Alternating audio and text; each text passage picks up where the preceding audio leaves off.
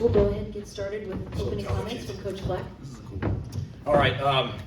First and foremost, just want to thank the Rape Bowl. I want to thank Eric and Judy, all the Yellow Jackets, our host Jim. He was absolutely unbelievable. What a world-class environment they create for a whole week. Been to a lot of bowl games. It's really, really special. They do it above and beyond, and it's been well reported of why I feel that way. Bowl games are about the people. Some people really, really care and create an elite moment in memory for all of our players and our staff and our staff's families over the holidays, and they knock it out of the park. Here we are in Diamondbacks Baseball Stadium and then Chase Field. They do knock it out of the park. So just want to thank them first and foremost. Second, just congratulations to New Mexico. Coach Eck has a heck of a ball club. The team he put together and how scrappy and hard they play. They're very tough to figure out defense. They throw a lot, defensively, throw a lot of looks at you. They move, they stunt everywhere.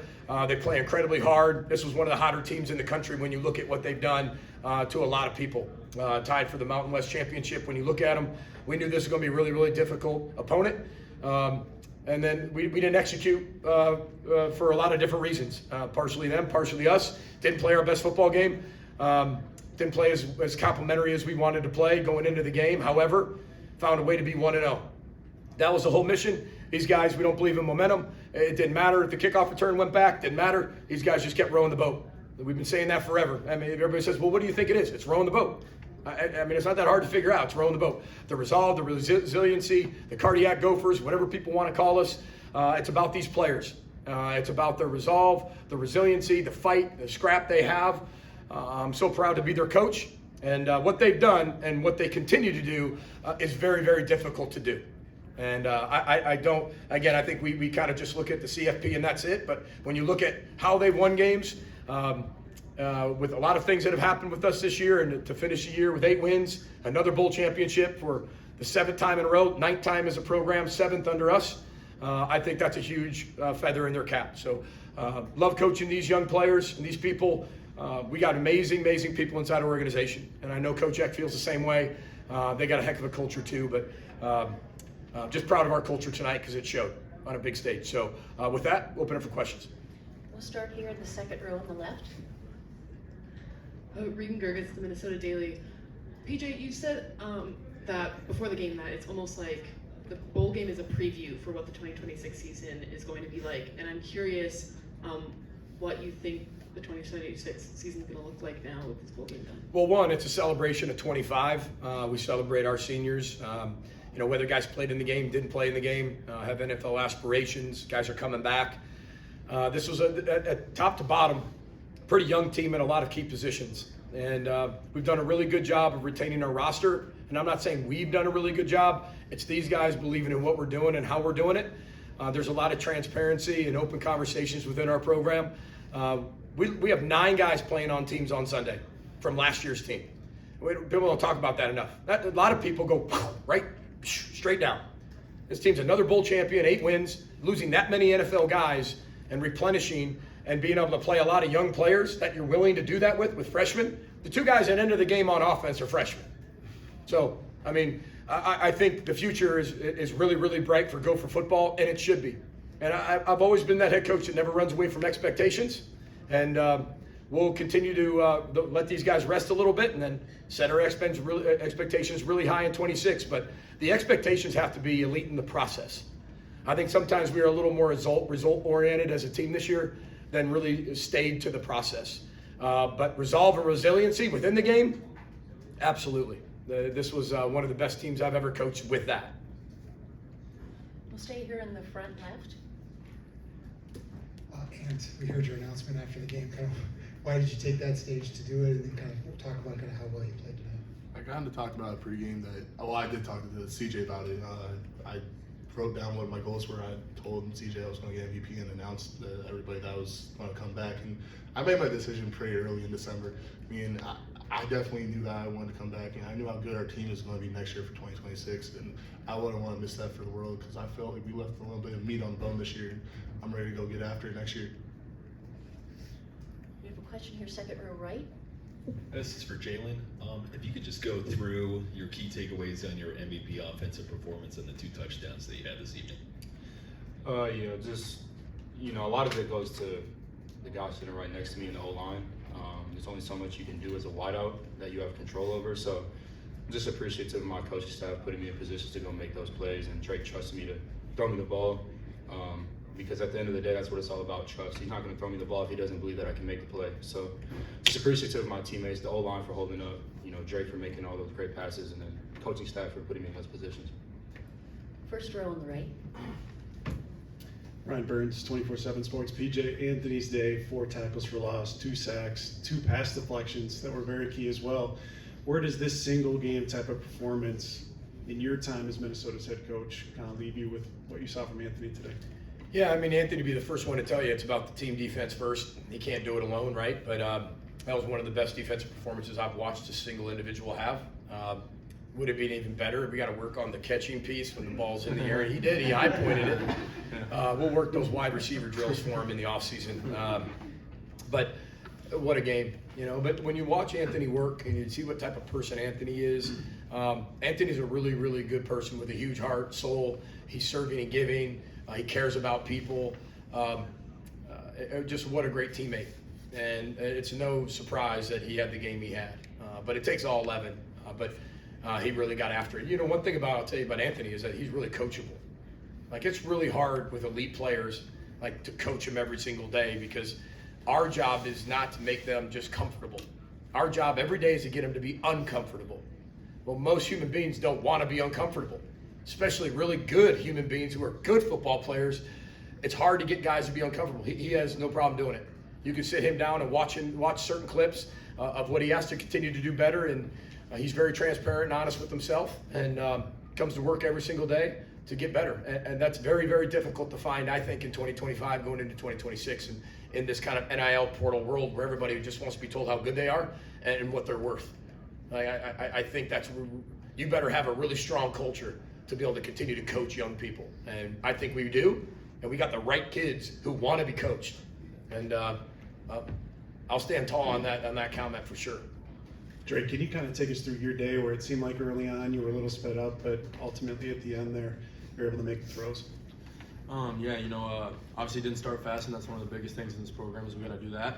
But we battled all day, and I think this is just a show of how 2025 went. There was times where we weren't in it. It looked like at points, we're down 14.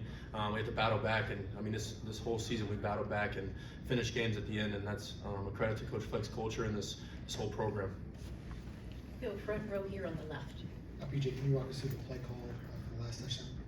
Yeah, I mean, it's a double post, and Drake did a really good job. I mean, we're double calling everything because of the amount of looks they give us and the type of fronts they're giving, the type of movement, disguises. They're throwing everything at us. They did a really good job putting pressure on our quarterback with the stunts and blitzes and constantly coming after us. But what a throw! What an my angle looked like it was like there was a Lobo in front of it, right? And then all of a sudden Jalen cuts him off and dives. But one thing about Drake that I think makes elite quarterbacks is they throw people open, and they trust people to be where they're going to be. That is a very rare trait to have. Most times, young quarterbacks, he's open, throw it to him. Drake throws people open. The best throw of the day was the first touchdown to Jalen, because that's not just coaching. We talk all the time about shaping the football, the appropriate throw, right? The appropriate ball, the advanceable ball. But to throw the ball as high as he did before Jalen's even close to being out of his break point, and then allowing Jalen most wideouts would look back for that ball. He looked straight up, and that's what he's taught. Great fundamentals and technique. Those are big time throws. Play calls are play calls. But you got to still be able to execute them. And for the youth to be executing at that type of level is inspiring for the future. But I've said this before, he's a very, very special player. He's even a better person. He's becoming an elite leader of not just the offense, but the team. And you never feel you're out of it with 5. Like, you never feel you're out of it. And I can say that in front of him because he can handle it. He can handle a compliment. And I'm really proud of what he did. I mean, he won 8 games as a freshman quarterback. That's very difficult to do, and not many people are playing freshman quarterbacks. They're going to buy the old ones. And I'm just thankful he's coming back. Front row here on the right.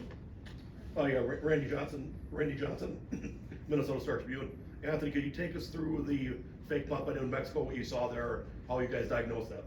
Yeah, throughout the week we were getting that look every single day, and Coach League, you know, he prepares us like no other. We're in the special teams meeting with everybody, and we're learning what goes on. We knew the one player came out, so we saw another player, and then we knew it was a fake. And we all, as a defense, really diagnosed it really well and knew that the fake was coming. It was whether they were going to run the other play or this play. And again, I was prepared for it because the coaches prepare so well, and I just executed. Go to the back here on the left. Finally got a dog check. Yeah. We got a dog check. Not that means anything to you, but we got the dog check. This one's for Anthony Elioff, goodbye, Sports 360 AZ. You and I talked before the game, talked about the weather, talked about, you know, playing at Chase Field, how much fun this whole thing would be. How can you put this bowl game experience into words? It was amazing, seriously. The bowl people did an amazing job with the experience that we had. It was really next to no other. This has been the funnest bowl game that I've been to so far, and I think will. So again, it was amazing. The whole entire week, the weather was amazing. Again, being around my teammates, being around the seniors, it was really special. It was truly a special bowl game for all of us. Front row right. PJ, New Mexico's kick returner was up here saying he was a little surprised that you guys kicked it to the center of the field to him and he made the most of it. Was the plan to test your coverage unit on that, or what was the thought process? You'd like it a little bit more to the left a little bit, but he brought it out. Give him a lot of credit. We got to cover better. Simple. I mean, you're not going to, whether you're in the Big Ten or you're playing in bowl games, everybody's going to have really good players. First kick was a little bit more what we wanted, kind of kicking it away from him a little bit because he's a dynamic player, but kicked it deep, good hang time. We just, we got beat at the 4 position and opened up a pretty big hole, as you can see. So we got to fix that for sure. Second row left.